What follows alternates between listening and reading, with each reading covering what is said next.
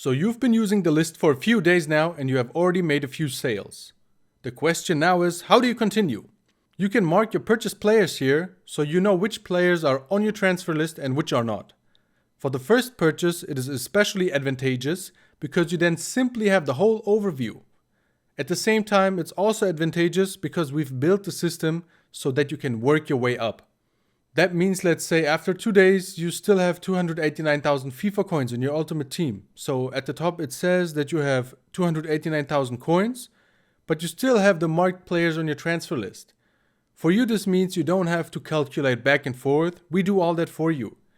Here you simply create a new list and the players you have already bought will still be taken into account. In other words, they are still present in your list, so you don't always have to start from scratch. Instead, you can comfortably work your way up. When you get your new list, you can buy the shown players as always. You can also display the already bought players at the top of the list by using our function here if it's more convenient for you. You can also sort your list by alphabet or by price. At the top is also always our status message. For example, we can rebuy every card now. Sometimes it also says that no more players should be bought after they have been sold. For instance, because we expect a crash. In this case, you should rather just sell and not rebuy sold players.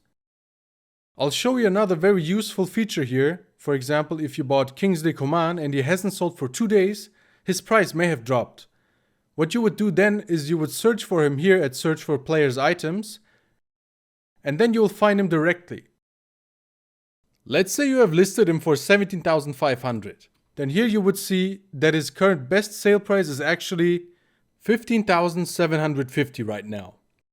Then you would simply adjust your price to sell him. So if a player is not sold after 2 days, it's best to just take a look and adjust the price so that you continue to have the best possible list. It can always happen that player prices drop, but that's part of the process. We always have ups and downs, but in the long run you will always earn your coins with the system. We then just exploit the lows and rebuy at the right moment. We might have a low and we might have a day where we make a little loss, but in the next few days it will go uphill again so quickly that we make a lot of profit again.